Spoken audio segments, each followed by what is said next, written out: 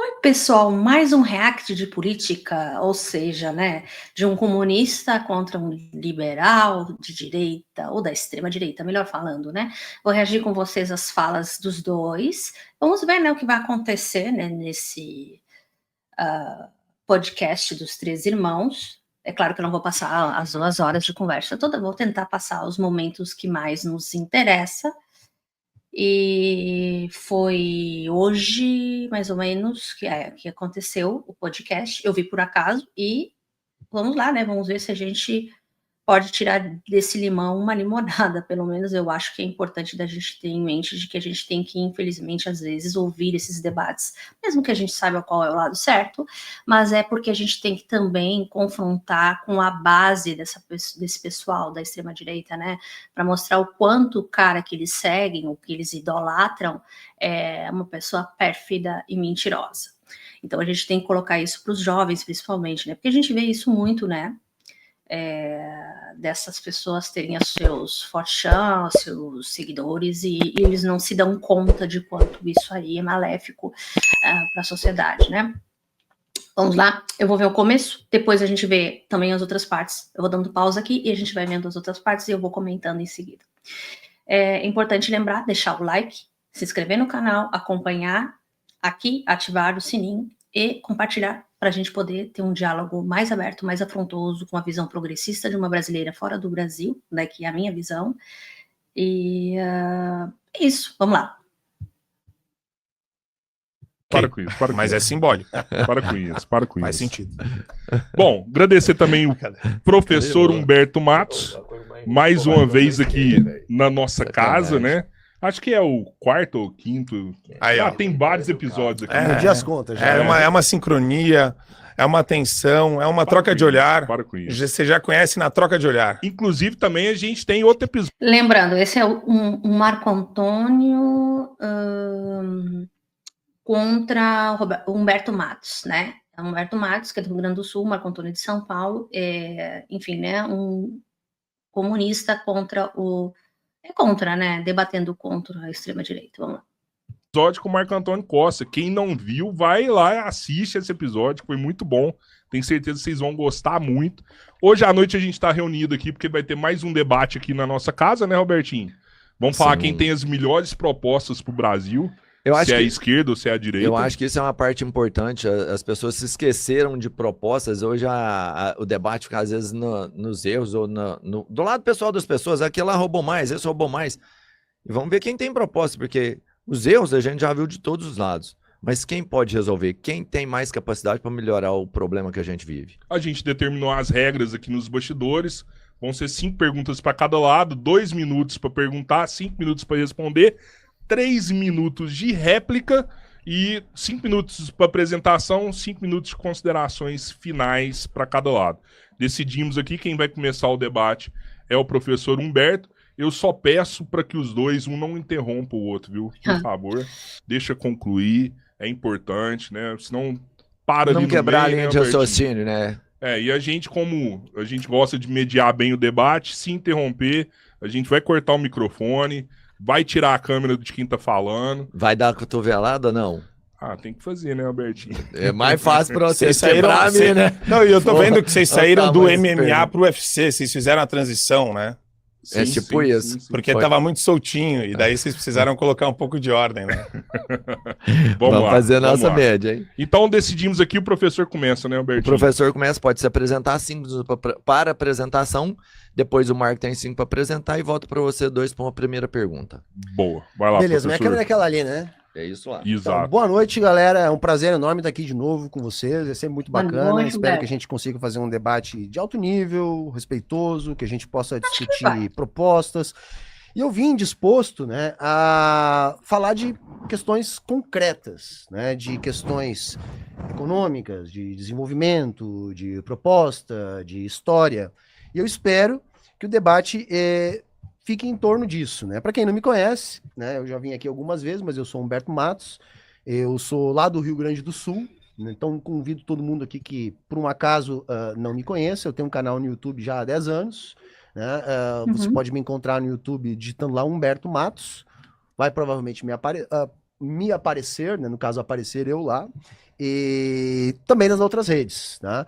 E é isso, eu sou um cara socialista, né? Sou um marxista-leninista, tô aqui para defender a teoria do proletariado, mas falar disso a partir da concretude da realidade, do presente, do que a gente pode fazer hoje, de como que a gente pode avançar na questão de melhorar a vida do trabalhador e da trabalhadora, para que a gente tenha um mundo com mais oportunidades e que para cada trabalhador e para cada trabalhadora tenha o direito de ficar com o produto do seu trabalho. Né? É isso que a gente defende. E eu espero que a gente tenha aqui a oportunidade de fazer um bom debate, que eu possa ajudar a desmistificar boa parte dessas, vamos dizer assim, mentiras e confusões a respeito do que é a nossa proposta, do que a gente defende, para que a gente não fique só nesses espantalhos, que normalmente é o que mais circula na internet. Então, convido todos vocês a acompanhar, deixem o like aí, ajudem no engajamento do nosso debate e que a gente tenha um bom debate, um debate de ideias, um debate produtivo para que todo mundo que assista possa melhorar de alguma maneira na sua vida, no seu entendimento de mundo. Obrigado a presença de todo mundo e era isso. Boa. Marco Antônio Costa, estamos com 3 mil pessoas ao vivo aqui já. Se inscrevam no canal, Exato. ativem as notificações, cliquem no sininho, compartilha com a tia de direita. Bando de bote comunista, safado. Venham pro pau, vocês. Me caluniar, me injuriar. Tô preparado. Vamos lá. 5 minutos para 5 minutos, apresentação. Bem, primeiro, boa noite a todos os bots comunistas. Eu já tinha adiantado isso. Boa noite a todo mundo da extremíssima esquerda que está nos assistindo. Eu quero que seja um debate de alto nível, mas eu preciso investigar o estado de espírito do meu oponente, o perfil psicológico. Tem algumas coisas que eu quero trazer aqui que eu acho que são relevantes para nortear o debate, porque hoje, mais do que nunca, a gente está buscando boas referências para interpretar a realidade, que é falseada. É falseada por uma CNN, é falseada por uma Globo News, e é falseada principalmente pela extrema esquerda e pela mentalidade putrefa, né? Uma mentalidade putrefata, em estado de decomposição avançado, que é a mentalidade do parasita esquerdista, da pessoa que fala em espantalhos, mas são os maiores criadores de espantalhos da face da Terra. Né? A gente vai voltar nesse tema, porque é um tema que me apetece. Eu sou advogado, né? Me formei em Direito na PUC em 2010, me formei no mestrado em Direito Constitucional em 2013, no doutorado em Direito Constitucional que eu emendei em 2017, sou professor universitário, dou aula de Direito Constitucional, durante muitos anos, dei aula por mais de 15 anos, como professor assistente da PUC São Paulo, em cursinho para concurso público. A pessoa estuda, né? Mas parece que é um oco, né? Uma pessoa vazia. E também tem uma carreira na comunicação e no ativismo pela liberdade de expressão. Eu abri uma empresa de comunicação chamada Fio Diário, fiodiario.com. Liberdade de expressão só para vocês, né? Porque vocês podem calar a boca de todo mundo. Isso é demonstrado aqui nos Estados Unidos com o Donald Trump, é só isso. Quem puder, entra lá. Vocês comunistas vão adorar, porque vocês vão ouvir muita coisa que não é do conhecimento de vocês, porque é sequestrado isso de vocês, né? A escravidão ideológica faz parte da assinatura principal do pessoal que tem essa mentalidade rancorosa, e a gente vai investigar isso, acho que no programa, no debate de hoje.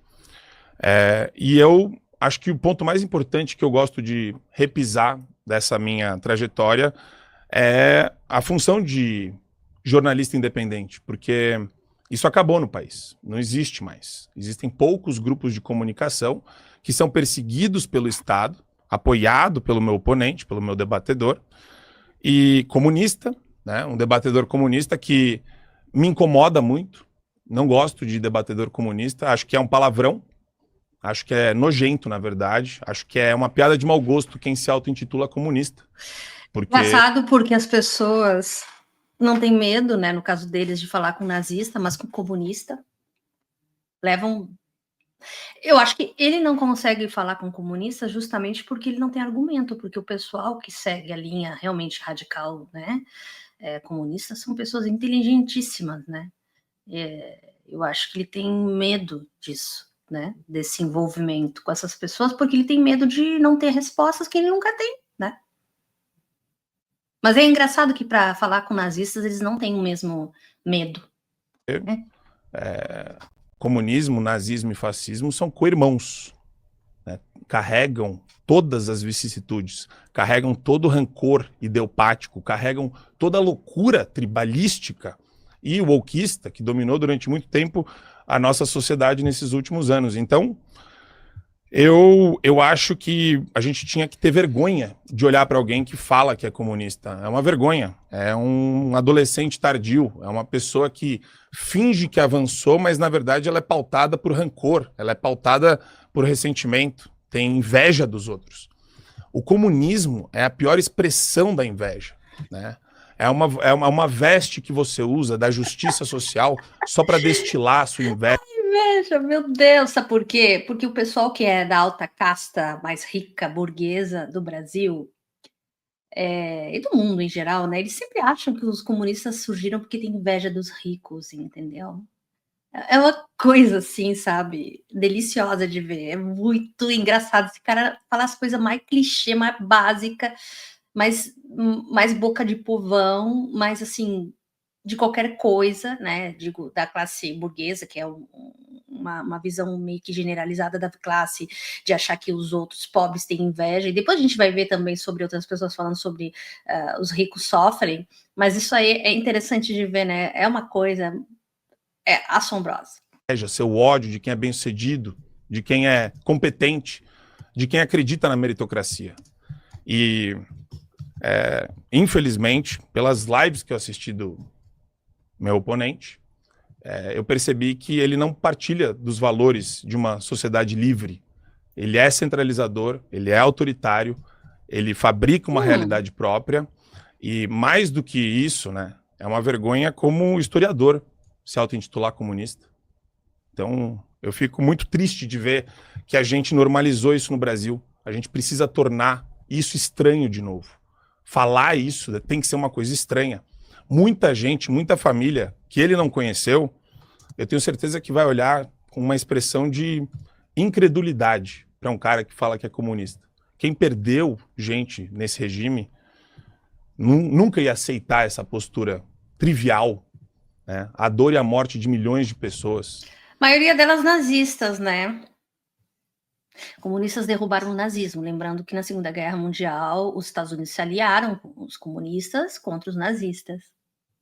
E eles é que mataram muita gente, sim, mas mataram muito nazista. E esses milhões aí é tudo meio conta carochinha, não é bem isso não, tá? Não são tantos milhões assim, não, até porque a Rússia não era tão povoada assim, não. Aliás, até hoje não é, né? Então, mas eles sempre ficam com essa cantaleta. É uma coisa... Por conta do mesmo regime, da mesma tese. Sendo que os comunistas de hoje são como os leninistas, na maioria, né? São completamente diferentes daqueles que foram feitos no governo do Stalin e tudo mais, ou até mesmo no governo da China. Eles têm usado o ensinamento lado positivo enfim, dos eventos e não o lado, né, obscuro da política que se tornou depois no final da quebra da União Soviética e mais. É ridículo. Depois veio esses caras aí liberalzinhos chegando na China. Oh, a China é maravilhosa, a China é isso, a China é aquilo, né? Agora eles babam o ovo da China, né? Mas eles sempre meteram um pau. Comunista é isso, comunista é aquilo. É assim mesmo, a gente bem sem moral nenhuma. Fabricam isso, que existe uma equivalência de socialismo e capitalismo. Socialismo é a centralização perfeita, o controle perfeito, o controle da liberdade de expressão, o oposto do que vocês fazem aqui no podcast. Socialismo, o socialismo praticado por ele é a expressão máxima de autoritarismo. Nossa. Professor, sua primeira pergunta, 2 minutos. Socialismo e comunismo. Bom, a gente já começa, né, com a introdução aqui do Marco Antônio, de modo a entender o que eu vou tentar demonstrar aqui. A extrema-direita, né, que é representada aqui pelo Marco Antônio, ela não tem proposta concreta para nada. Na realidade é isso. Eles trabalham dentro da ideia do moralismo, do senso comum e da demagogia. de concreto não há nada, né? Como ele começou aqui o debate, então fala em rancor, fala em maldade, né? Uma outra característica comum à extrema-direita hoje e em sempre na história é o desejo da eliminação, né, da oposição política, né? Então, não gosto de conviver com comunista não deveria existir. Isso é bastante típico da extrema-direita e parte também desse recorte moral, que é o único recorte, basicamente, que a direita consegue fazer para disfarçar que, na realidade, não há proposta nenhuma. Né? Não, é um grande vazio de ideias. Né? E é isso que eu vou tentar demonstrar aqui, porque eu vim para cá não para falar de moralismo, não para falar de abstrações, para fazer avaliação moral disso ou daquilo. Eu vim falar de economia, eu vim falar de desenvolvimento econômico, eu vim falar de como que melhora a vida do trabalhador. É isso que eu vim fazer aqui hoje, eu espero que a gente consiga fazer. Não vou cair nesse tipo de provocação, né? Porque isso, na verdade, depõe muito mais contra o meu oponente do que contra mim, né? Na realidade, são ataques morais, tentando reduzir a moralidade do oponente para fugir do tema que é discutir, de fato, que tipo de proposta que a gente tem, qual a história do desenvolvimento. Então, a minha primeira pergunta, Marco Antônio, né? Você diz bolsonarista, patriota, etc. Então, de maneira muito objetiva, eu queria saber de ti, qual a tua proposta concreta para o Brasil crescer, se desenvolver e melhorar a qualidade de vida dos trabalhadores e trabalhadoras do Brasil? Bem, primeiro que é importante frisar que nós vivemos hoje num regime de exceção, né, pautado por uma série de posturas e ações arbitrárias e translocadas de um Supremo Tribunal Federal doentio, criminoso, canalha, persecutório, típico de um regime orwelliano. A gente fala muito sobre isso, é patético ver o nível de sabugice e bajulação de vocês pro Alexandre de Moraes, sabe? A esquerda se regozijando de ver senhora de idade presa, as velhinhas presas e as pessoas que sofrem até hoje nas mãos do Alexandre de Moraes, que já mostrou que não tem limite nenhum. O cara coloca Elon Musk no inquérito das milícias digitais, algo que vocês passam batido. O cara citou o Elon Musk pelo X. Que tal essa daí? Gostou ou não? É bom pra vocês? É gostoso saber que tem um juiz translocado em Brasília fazendo um negócio bilionário com Gilmar Mendes, com João Dória? Vocês gostam desse ambiente institucional e falam que dá para continuar com um país assim? Que decidiu que a CID Tecnologia é válida e que isso muda a realidade de qualquer multinacional que coloca dinheiro aqui no país? A insegurança jurídica no seu ápice primordial, a insegurança contratual. Você faz um contrato, o Estado revisa, esse Estado centralizador maluco que você defende. Porque, na verdade, você quer ser o Estado. Você quer ser o burocrata, de preferência não eleito, que vai ter poder, que vai deferir e indeferir vidas e empresas e pessoas e grupos econômicos numa canetada. Você quer ter esse controle, você quer ter esse poder doentio, que é típico de um comunista. Né? E o problema do comunista, e a gente precisa entrar nesse mérito, né? A gente precisa reformar o país, precisa reformar o sistema de justiça para acabar com a injustiça, senão a gente não tem segurança e previsibilidade, que acho que é o básico que precisa numa Constituição. Quanto tempo eu tenho só para me organizar? 5 minutos. Que é a premissa maior, né? Liberdade de expressão sob ataque. Acho que você deve imaginar toda hora que eu falo do Alexandre de Moraes se essa live pode cair ou não. Já passou pela sua cabeça, você sabe disso. Já passou pela cabeça de muita gente. Pela deles, não. Porque eles precisam de uma imprensa oficial. O Alexandre de Moraes precisa de um ICL do Eduardo Moreira. Ele tem isso. A turma dele é a turma que caça a perseguição, que ajuda a perseguir. São os que fabricam dossiê, são os que mentem deliberadamente. E aí, eu posso falar com tranquilidade. A gente tem que diminuir completamente o sistema de justiça, a gente tem que mudar, reposicionar a federação. Não é uma federação isso, é um Estado unitário, eu tenho falado sempre. Tem que devolver competência e autonomia para os Estados-membros. Essa concentração de poder é típica de regime de esquerda, socialista. A centralização de tudo em Brasília é um absurdo, é um negócio nojento. E então precisa ser feita uma reforma, sim, da federação, sim, do sistema de justiça. A STJ tinha que acabar, é um escárnio, 33 ministros para julgarem uniformização de interpretação da legislação federal, um absurdo.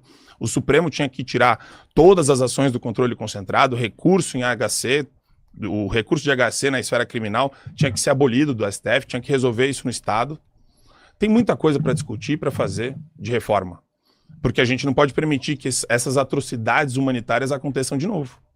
E a gente tem que punir o criminoso que as cometeu também. Então, o Brasil, ele precisa, Humberto, a gente precisa passar limpo a história com o Supremo. A gente tem que empichar todo o Supremo Tribunal Federal que participou. Porque o que as ditaduras fazem, ou até mesmo El Salvador, né? O Bukele também fez isso, emparelhou o sistema, tirou todos os juízes, bota o juiz que ele quiser, ou tira o juiz que ele quiser. Enfim, né? Os ditadores da extrema-direita são assim. E a gente teve isso em 64. E o Humberto tá cansado também de ouvir essas abobrinhas. Isso aí não dá nem coceira, gente. A gente já ouviu tanta coisa pior, né? Eu não sou comunista ainda, mas eu aprendo muito com eles. E eu acho, assim, que a ignorância da extrema-direita, assim, não nos incomoda. A única coisa que eu acho que faz com que as pessoas fiquem nessa por muito tempo e não despertem para a realidade que está nas mãos delas e acham que tudo está no problema em Brasília, lá no STF, ao invés delas mesmas ver, não, o problema mesmo é que no estado dessa sociedade onde temos uma burguesia, temos os interesses de Estado acima dos interesses do Estado da população, aí você tem uma outra visão. Mas esse tipo de gente, exato, esse outro tipo de gente que não entende nada de nada, eles só querem realmente lacrar, né? Então, e fala em círculos. Você vai ver agora como ele fala em círculos. Sabe por que a gente tem que falar desse assunto? Porque esse cara foi debatedor, repórter, eu acho que ainda, não sei se é mais, da Jovem Pan, e passou muita vergonha. Chamavam ele de Superman da Shopee, né? Porque ele se achava Superman, né? Porque é um cara que veio, acredito, de uma classe mais endinheirada. Ele não tem o mesmo enfim, conhecimento de vida que o pessoal comunista tem, né? Então ele tem uma visão muito distorcida, muito enraizada. É aquela coisa de caber na caixinha os seus ideais, entende? Não quer avançar, eles não querem avançar. Então sempre a culpa é do Estado, é culpa do governo, é culpa do STF, como se nós da esquerda, eu digo até os comunistas e todos, da ponta mais radical até mais moderada, fosse culpada da apoio ou não ao STF, independente disso. A gente só gosta quando tem justiça social, porque a gente sabe que até mesmo o STF erra, e erra muito pro cidadão, pro trabalhador. Então a gente sabe que estão obedecendo à elite lá, né? E os comunistas também não estão a favor do STF do jeito que está, nem nós, trabalhadores também, nós da sociedade em geral, porque a gente quer que eles fiquem do lado de todos, não do lado de uma parte da população ou de um viés de berço, né, político, apesar que a gente sabe que lá é político, né, então quando o STF vai contra né, as pessoas antidemocráticas e, enfim, as questões mais intrínsecas da sociedade, onde que temos que todos ficarem do lado da democracia, seja gostando ou não, é melhor que estar do lado da ditadura, entende? Então, até os comunistas têm que aceitar e não gostar do STF, mas eles têm que aceitar quando o voto é sincero, e o que a gente não gosta é que seja feito pela metade. Por exemplo, agora o Bolsonaro, ele foi julgado, condenado a 27 anos por tentativa de golpe e outras coisas, mas não foi julgado pela coisa pior, que foi que ele fez com a pandemia no Brasil, matando pelo menos 400 mil pessoas, essas 700 mil, né? Então, essa necropolítica aí nos assustou bastante. Se não fosse o STF, muitas vacinas não iam chegar, muitas situações não iam acontecer. Então, a gente sabe que tem falhas no STF, né? Mas não é por isso que a esquerda ou a população ou os comunistas estão a favor do STF, não. Apenas que a gente quer que eles joguem jogo democrático para a gente poder sobreviver nessa situação que a gente está, né? Porque ainda o povo mesmo não subiu ao poder legitimamente, totalmente mesmo tendo um representante como o Lula, a gente sabe que o Lula é centro, no caso é esquerda liberal, né? Ele não é comunista, nem extremamente socialista 100%, né? Como um regime socialista é visto. É um monte de baboseira, eles ficam achando, nós somos contra a STF, então vocês são a favor. Não, a gente é a favor das condenações que o STF fez, e não é a favor a todas as políticas internas contra os trabalhadores no STF, né, que não ajudam, seja na política, seja na sociedade. Só para deixar bem claro, porque essa gente gosta de taxar isso, branco é preto, é azul, é amarelo, eles não conseguem fazer um campo de raciocínio onde pessoas com intelecto sabem discernir essa complexidade que é o sistema judiciário brasileiro. É difícil para eles entenderem, porque a gente entende, são pessoas acéfalas. Toda essa farsa, desse julgamento soviético de quinta categoria, em pleno século XXI. Isso é uma grande farsa, você sabe disso. Só que o seu problema, e é por isso que eu gosto de investigar a psique do esquerdista, né? Eu tava vendo o debate dele com a Adriles, e você mentiu sobre o Holodomor. Você mentiu descaradamente.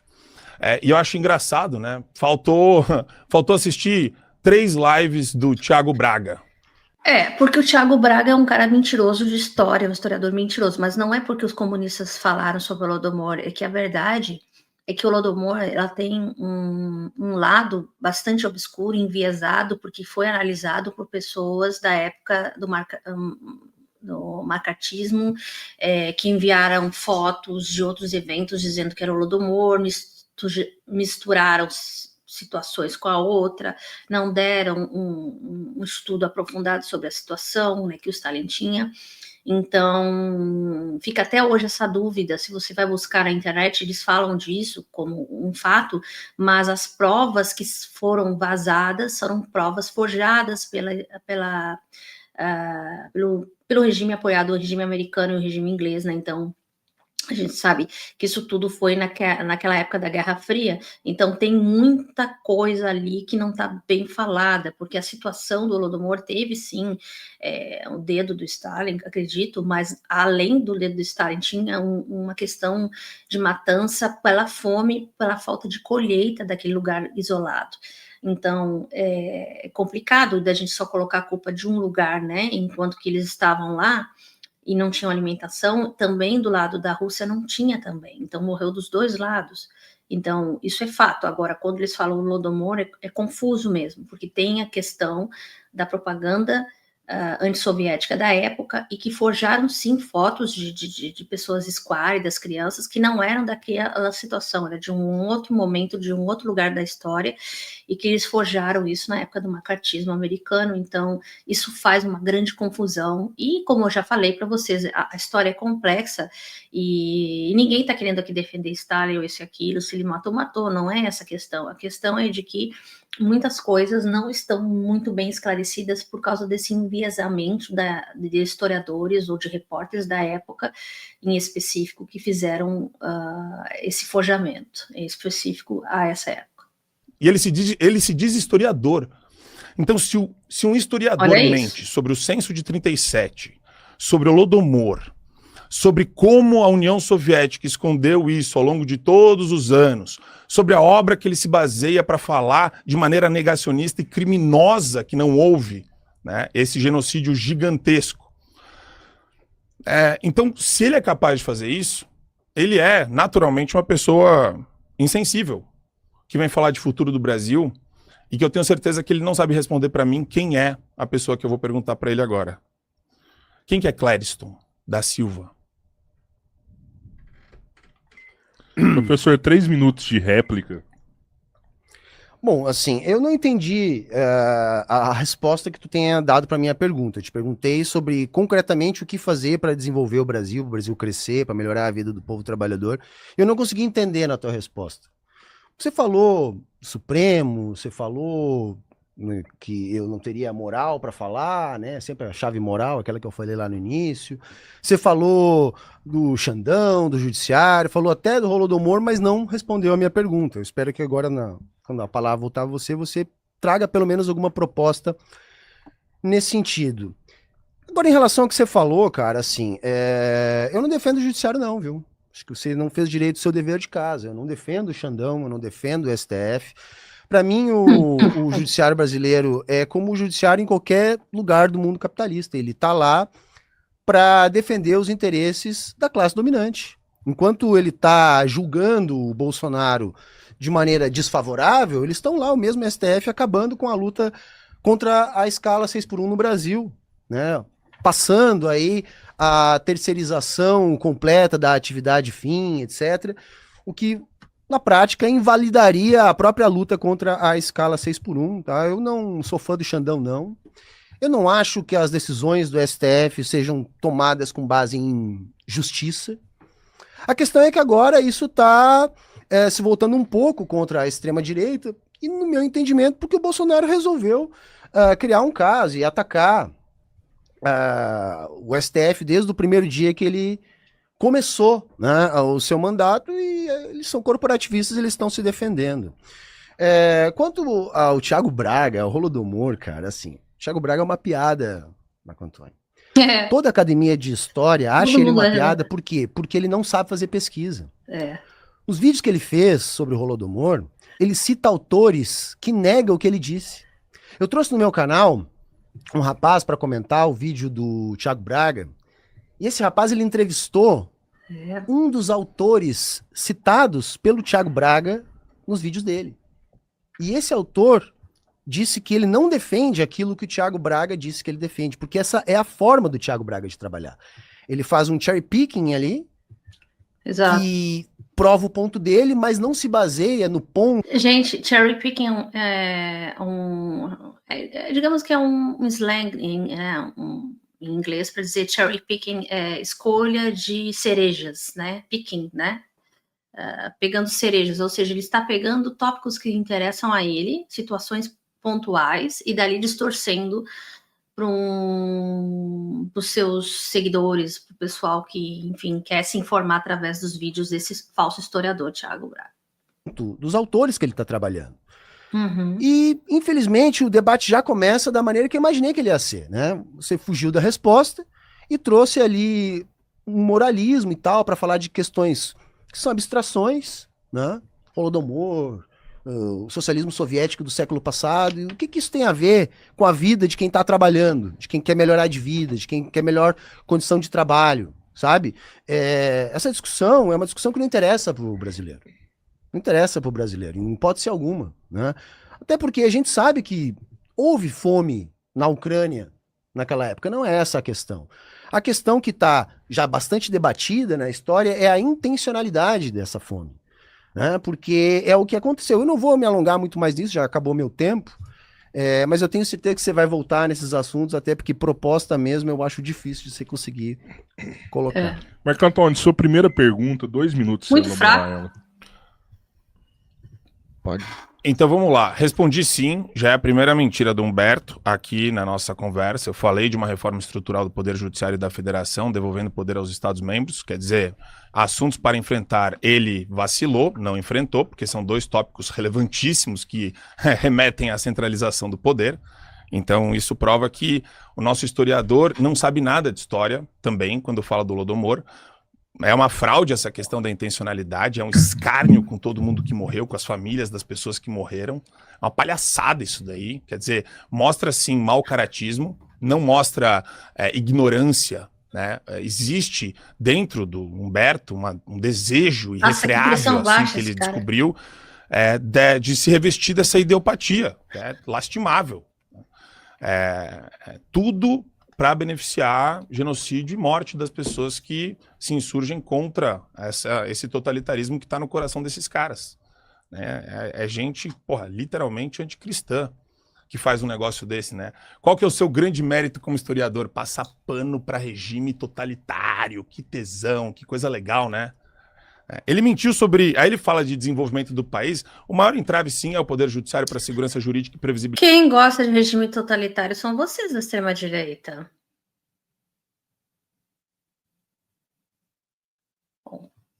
De contratos. Ele fala de terceirização, quer dizer, ele partilha da mesma tese que eu quando fala de segurança contratual, só que ele está do outro lado. Ele veio aqui também e mentiu sobre o OCDE. Como é que um cara vai falar de desenvolvimento se ele mente sobre o OCDE? Comunista, mentiroso, mentiu. Ele fala, é o dado que o Gustavo Machado deu para mim na Inteligência Limitada, uma palhaçada. Não tem esse negócio de Brasil abaixo do empreguismo público. O dado é uma falsidade e você sabe que é. Você sabe que é uma fabricação. E eu queria saber, de novo, né? Quem é o Clériston, que você não respondeu? Que vergonha você não saber quem é. Você fala tanto da direita radical. Professor, 5 minutos. Eu não sei quem é Clériston, cara. Pra mim, assim, o fato de eu não saber o nome de uma pessoa diz pouco. Então quer dizer que a tua proposta, né, para melhorar o Brasil, para ele se desenvolver, para o Brasil crescer, para a vida do trabalhador melhorar, é fazer uma reforma do judiciário. Simples assim. Eu vou reformar o judiciário, eu vou tirar o Xandão, eu vou fazer o impeachment de todos os ministros do STF, e aí o Brasil vai crescer. Uhum. Mas, Marco, olha só, cara, o que a gente tem de experiência histórica, né, no desenvolvimento do mundo, é que a institucionalidade, ela realmente é importante, né, para a lógica do capitalismo. Só que a institucionalidade, ela é produto do desenvolvimento. Ela não produz o desenvolvimento. Em todos os países do mundo, né, essa institucionalidade, ela avança conforme avança o desenvolvimento. Por isso que ela é, sim, mais precária nos países mais pobres. E no mais, você voltou nos mesmos assuntos. Qual dado do OCDE que eu dei errado? Você não me disse qual dado, nem para eu poder me defender, né? Sei que você está aí com a sua assessoria aí no seu telefone, né? Eu, infelizmente, não tenho essa possibilidade de fazer o debate com mais gente me ajudando, né? Eu achei dado público, tá, pessoal? Eu achei que isso aí ia ser um debate X1, mas não, você, a sua assessoria, mas não tem problema, eu aguento. Né? Machucado. Então, eu não entendi qual é a sua proposta. A sua proposta é só reformar o judiciário e assim o Brasil vai melhorar. Eu queria que você explicasse pra gente como que isso pode acontecer. Que lugar do mundo que isso aconteceu. De que maneira isso pode fazer aumentar a nossa produtividade, redistribuir melhor a riqueza, melhorar a vida do trabalhador. Que tipo de projeto nacional tem? O projeto é só defender o Bolsonaro? O projeto é só acabar com o judiciário que agora não é simpático ao Bolsonaro? Não é simpático, não. É só isso. Então, assim, eu não entendo muito bem o que você quer chegar com isso. Tá? Eu vim aqui para discutir proposta. Vamos lá. E você veio para cá para discutir moralismo. Também, porque você é imoral.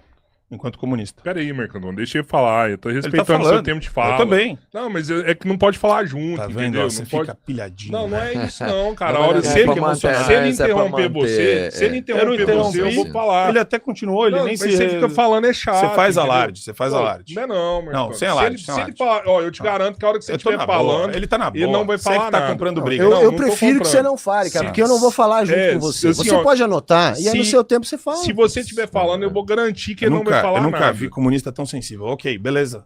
Fechou.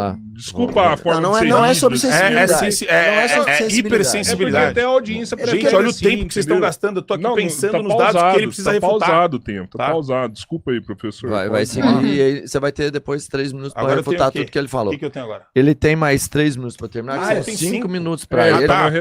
Perdão, achei que ele já tinha jogado a bola. E aí você vai ter 3 para refutar tudo que ele falou. Pode passar para ele, nem tem mais o que falar. Beleza? Então você vai ter 3 minutos para refutar o que ele falou. Então vamos refutar o dado da OCDE que ele mentiu aqui, né? Porque é difícil falar ignorância nesse caso. Então, emprego no governo geral como percentual do total de ocupados, né? O dado da OCDE segue esse prisma. E no Brasil está mais ou menos 12%. Só que isso não quer dizer que o Estado brasileiro é pequeno, né? É isso que o Gustavo Machado fala, que você fala, que essa turma trotskista insana fala. Por quê? Porque os caras simplesmente esquecem que existem 436.283 funcionários de empresas controladas pela União, só 500 mil, bebê. Só 500 mil. Que o cara na manobrinha safadinha, argumentativa, retóricazinha de inteligência limitada e no ICL, lá no Instituto Chupalula, é só o que eles repetem. Eles fabricam dados, gente. É na palhaçada isso daí. E isso nem mede o tamanho do Estado, meu Deus do céu. O tamanho do Estado é carga tributária. É produtividade. É PIB. Que palhaçada é essa? Tamanho do Estado agora virou número de servidores. É obsceno, sim. Até porque o Brasil, o cálculo de informais no Brasil é gigantesco. Isso faz parte do parâmetro de contabilização. Então, é mentira. Ele sabe disso. Ou ele é um péssimo economista ou é um grande mentiroso. Mas não tem saída aqui. Eu falo de proposta para o Brasil, de um cara que mente para querer o Estado gigantesco, agigantado, que ele tanto ama, para colocar o quê? Compadre, comadre, amigo, primo, prima, para lotear, para a vida dele melhorar, falando que a vida da população está melhorando quando só piora. Sabe? Isso daí, pô, é uma palhaçada um negócio desse. Tem mais ainda, né? Terceirização, organização social na saúde, tem uma ramificação gigantesca de empregados públicos, de pessoas que trabalham em concessionárias, de pessoas que estão vinculadas por contrato com a administração pública em PPP.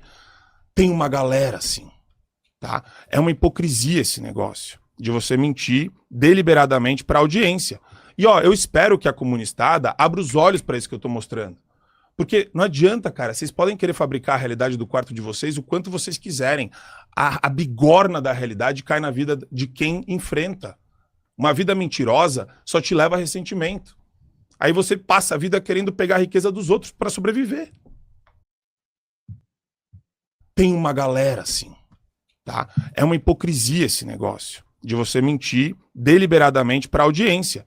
E ó, eu espero que a comunistada abra os olhos para isso que eu tô mostrando. Aí já foi essa Porque... parte. Agora a gente vai mais para frente. Eu quero ver o que eles vão falar aqui. Falar do Live CNN das 9 da manhã é igual a cabeça dele. É assim, a mesma coisa. Cuspida. É o mesmo papinho, a namorada do Galípolo. E assim, eu vou falar uma coisa, e ele sabe que eu tô certo nisso, porque eles conversam no cafezinho. Ele tava falando de desenvolvimento, né? E assistindo a live do Thiago Braga, aprendendo com o Thiago Braga, porque é um puto historiador que esses caras são ressentidos. Meu Deus do céu. Historiador do Se quê? tem um cara que é esquerda recente hoje no Brasil... O cara fez um cursinho lá, tipo esse que nem a gente faz, não tô desmerecendo, pessoas fazem cursinhos online, cursinhos, né? Cursinho lá da PUC, né? Tá se achando historiador. O cara nem é historiador, cara, nem é formado em história. Cala a boca. Como historiador, tem nome e sobrenome, é Thiago Braga, pelo trabalho excelente que ele faz, derrubando todas as mentiras que esses caras não param de contar, freneticamente, e o valor tá aí, né? Audiência, coisa que eles não têm. Eles têm só bot, essa galera que trabalha em gabinete entrando para infernizar a vida. Tem que e ter muita dinheiro. gente ressentida que precisa encontrar Jesus Cristo. Esse ressentimento, todo esse ódio todo no coração, esse desejo de controle não é natural, entendeu?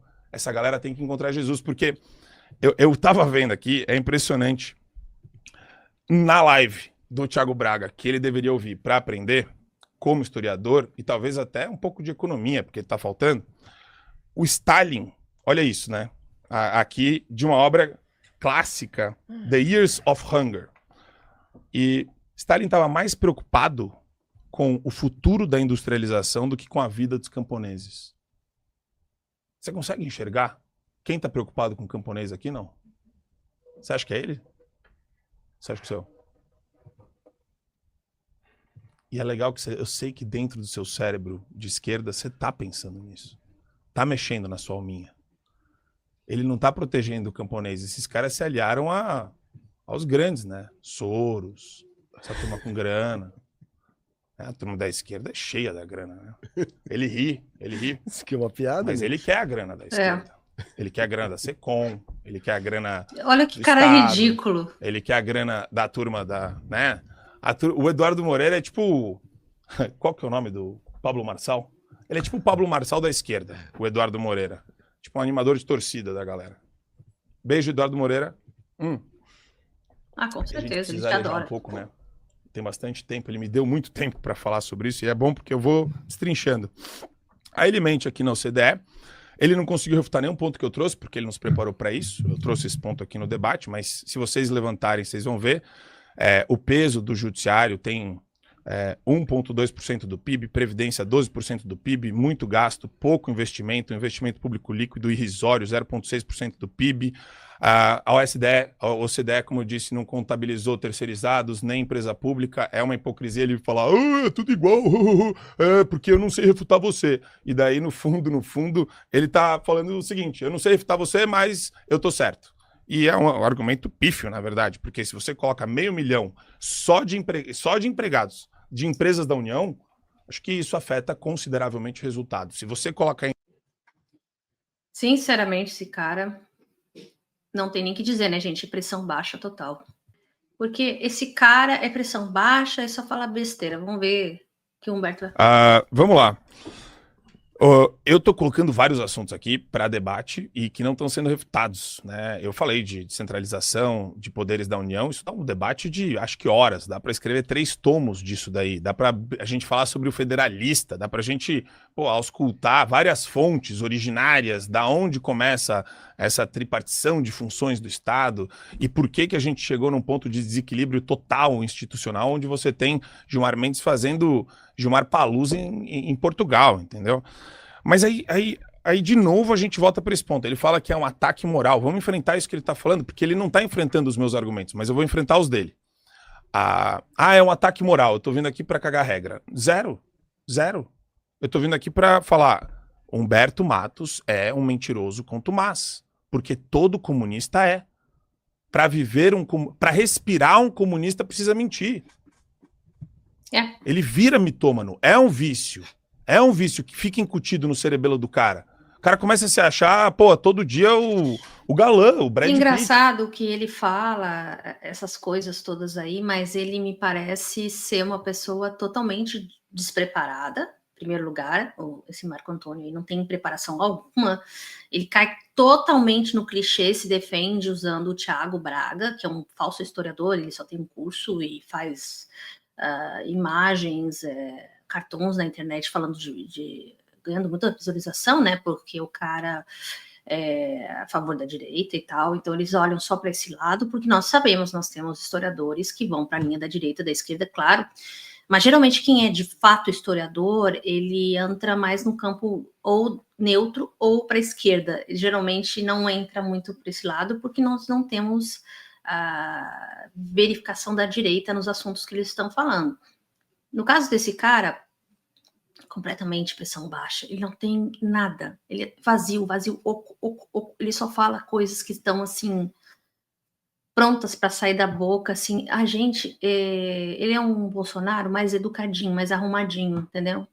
Mas nem ele é gostado pelo Bolsonaro, mandou ele calar a boca lá no evento lá que eles fizeram na Paulista, um tempo atrás, aí vejam na internet, vocês vão ver, ele estava no outro carro, não foi convidado para o carro do Bolsonaro, enfim. É esse tipo de gente que fica sempre sendo do contra, né, se fazendo de direita e tudo, mas ele esqueceu de uma coisa, ele não é direita, ele é extrema direita, então ele é negacionista, ele vai com essa novelinha, né, falando essas pessoas aí que não tem embasamento nenhum, não me diz nenhum teórico de verdade, nenhum economista, não diz nada, não dá dados, faz perguntas vazias, porque são respostas mais vazias ainda, coisas redundantes, falando sobre o comunismo, em vez de falar sobre assuntos aqui agora, sobre a situação do Brasil. Ele não sabe, ele só sabe dessas coisas assim, chavões, né? Então a gente fica vendo esse tipo de live e fica dizendo, puxa vida, quando é que vai avançar, né? Esse cara vai botar um pé no acelerador e vai, pelo menos dar uma de Bilinski, né? Ser um pouco mais, assim, ou fujão, ou arregão, ou brigão, né? Nem isso ele consegue, ele é tão almofadinha que nem isso ele consegue. É absurdo. E eu gosto de postar isso, gente, sabe por quê? Porque isso aí nem nos incomoda, mas mostra para essa galera que segue essas pessoas o quanto eles são fracos. Mas eles sempre vão botar numa caixinha de que eles têm razão em algum momento, porque sempre tem um argumento para ir contra, sem nem mesmo conhecer, sem nem mesmo saber o que é comunismo, o que é socialismo, para eles não interessa. Então ele está só alimentando a cabecinha dessas pessoas que não estão querendo buscar conhecimento ou buscar entendimento sobre a situação hoje no Brasil. Então é normal, né? Pro Humberto, a gente sabe que isso aí é muito fácil tirar de letra. Isso aí foi, assim, 1 milhão. O Humberto sempre vai ganhar e nem vai fazer nada. Vai ser até melhor que o Breno. Não vou falar nada, porque esse cara é totalmente vazio, totalmente oco. Eu espero só que a direita, que é um pouquinho mais inteligente, que eu acho que não é. Até mesmo o pessoal do MBL diz que não é. Então, paciência, né? É isso. Vamos lá. Ele se acha mesmo o Brad Pitt da justiça social, sabe? Ele gostou, porque faz sentido isso. Quando você veste a capa da justiça social, ela é uma capa hiperpoderosa. Todos os seus defeitos, suas falhas, as suas inseguranças são suplantadas, porque você está agindo em prol de um bem comum. Você está censurando gente em prol de um bem comum. Você está perseguindo a dona Jupira, o Clériston que ele não conhece, que morreu na cadeia do 8 de janeiro. Olha só, agora ele pode pesquisar melhor quem é o Clériston. Porque é muito Todo mundo desumano usa isso. isso. Faço pergunta, não? Pergunta 2. É muito desumano um negócio desse. Então, precisa pesquisar melhor a história do Brasil, precisa conhecer a história do Clériston, porque senão, de novo, ele reafirma a convicção que eu tenho, que ele é pró-regime, que nem ele está escondendo o Holodomor, que nem ele tem esse... Agora, ele exagera muito na maquiagem. Olha aqui o pescoço dele, nada a ver, o aleatório aqui, ó. O pescoço dele, né? O pescoço dele e a cara. Totalmente cheia de pó. É uma pessoa falsa, né? negócio do passado. Então eu queria saber, você, qual seria a reforma estrutural do judiciário? Então para de perguntar qual é a minha, qual que é a sua? 5 minutos, professor. O judiciário, sempre no capitalismo, vai ser mais ou menos parecido com o que a gente tem no Brasil, que, aliás, é a regra. Hoje, o que a direita está vivendo com o judiciário é o que a classe trabalhadora vive desde sempre com o judiciário. 1 em cada 3 presos do Brasil não foi julgado. Hoje, o que a direita fala do judiciário em relação a quem está preso lá pelo Xandão é a realidade dos trabalhadores brasileiros, daquele que não tem direito sequer ao processo legal. Então, agora o que está acontecendo com os bolsonaristas é o que acontece desde sempre com os trabalhadores e trabalhadoras. O judiciário no capitalismo ele é irreformável, porque ele é uma estrutura de Estado. E as estruturas de Estado no capitalismo servem aos interesses do capital. Eles estão lá para defender a propriedade. Nesse sentido, a reforma que eu defendo para o judiciário é a reforma do capitalismo. Quando a gente tiver, de fato, o povo organizado no poder, com seus representantes, quando a gente estiver diante de uma democracia popular, o judiciário também vai atender essas demandas. Enquanto isso não acontecer, a gente pode ter um judiciário um pouquinho melhor para cá, um pouquinho pior para lá, mas não vai mudar muito. Ele sempre vai defender a propriedade. A estrutura do Estado existe para defender a propriedade. É basicamente essa a função do judiciário no Brasil. É lógico. Que é a função do judiciário em qualquer lugar do mundo. E sabe, Marco, assim, é triste você não conseguir sair da chave moral. Eu não estou preocupado com justiça social. Não é essa. Isso aí é uma consequência do que a gente quer construir. Isso é a consequência, não é a causa. A causa do que a gente quer construir é a superação das relações tipicamente capitalistas. O que a gente quer é o que eu falei lá no início. A gente quer que o trabalhador fique com o produto do seu trabalho. Porque hoje não é isso que acontece. Hoje o trabalhador fica com o salário, ou aquele que vive do trabalho dos outros fica com o produto do trabalho dos outros. As pessoas criam, Marco, no capitalismo, medo de coisas do comunismo, coisas que acontecem no capitalismo. Porque é feito sempre essa discussão que você está querendo fazer aqui. Veja, eu não consigo nem anotar as coisas aqui para te responder, porque você não faz nenhum tipo de construção, nenhum tipo de afirmação, nenhum tipo de proposta. Desde que você chegou, nós já estamos aqui na segunda pergunta, encerrando a segunda rodada, você simplesmente está dedicado a dizer que eu minto e que eu não sou uma boa pessoa. Mas, no entanto, a mentira que você disse que eu contei é um dado ao CDE que eu estou correto. A relação ao Holodomor, basta pegar aqui, ó, Fraude, Fome e Fascismo. Leiam, tá bom?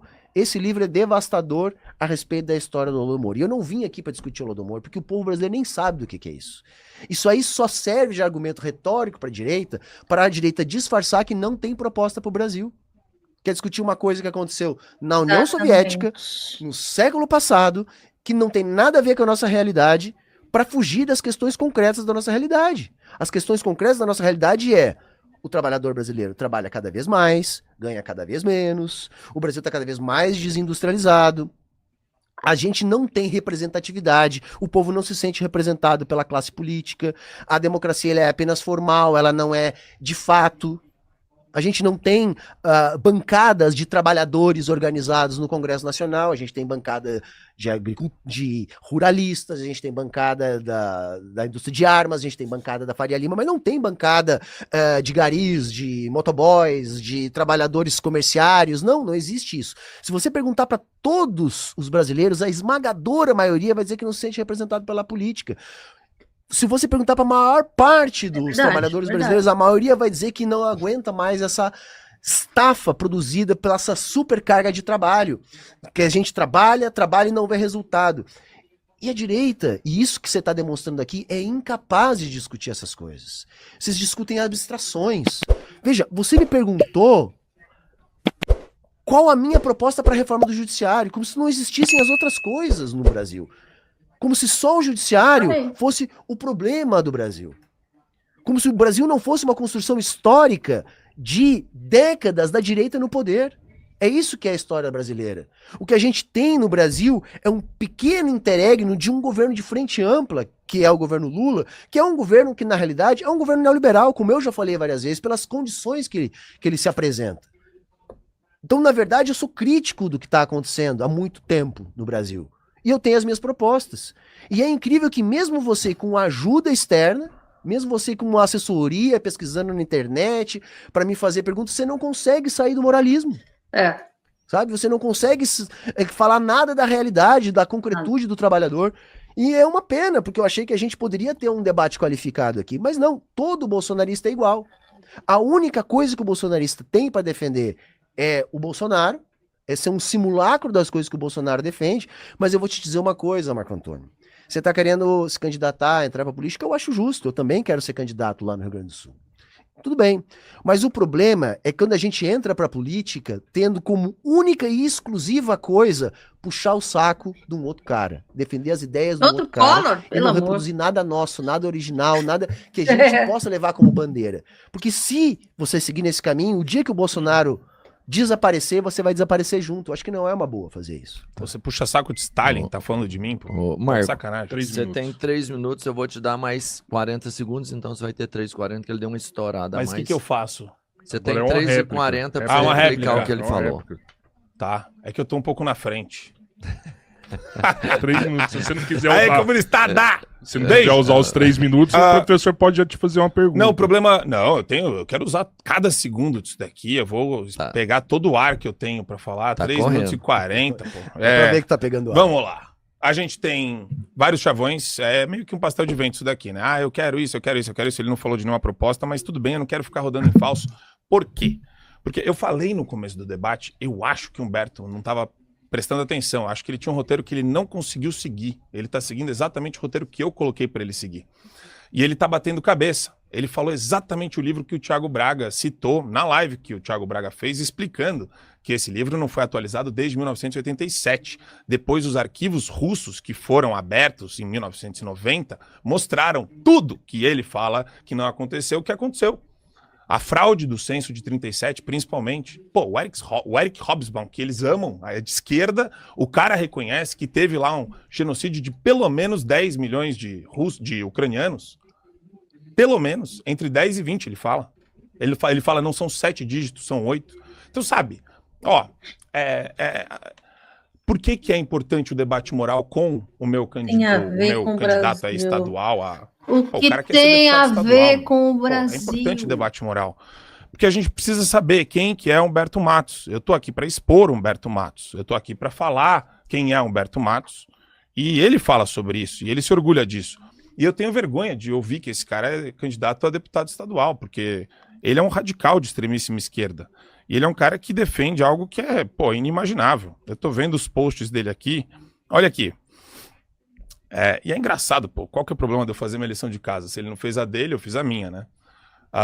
Vamos lá. Não tem mais volta. Post dele de 15 de setembro de 25. Desde 2013, pelo menos, vemos uma ascensão fascista no mundo todo. Desde então, avisamos. A direita vem relativizando e ironizando, pois se beneficia de tal ascensão.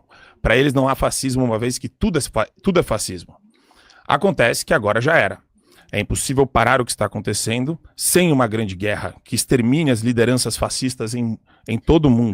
Não vou ficar vendo esse tipo de coisa, sinceramente. Fascismo não se para com flores. Agora ele vai ficar vendo que postagens dele para ir ad hominem contra ele. Pelo amor de Deus, que fraqueza. Que fraqueza. Vai ter teus argumentos, tuas ideias. O que a direita tem de ideias, cara? O que a direita tem de ideias, sabe?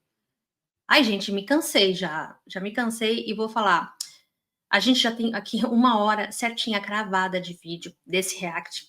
E a gente viu 2 coisas. Primeiro, A primeira coisa é de que esse cara, esse Marco Antônio, é um vazio, que já é comprovadamente um vazio, mas agora comprovado mais uma vez, ainda num podcast ao vivo para milhares de pessoas assistirem.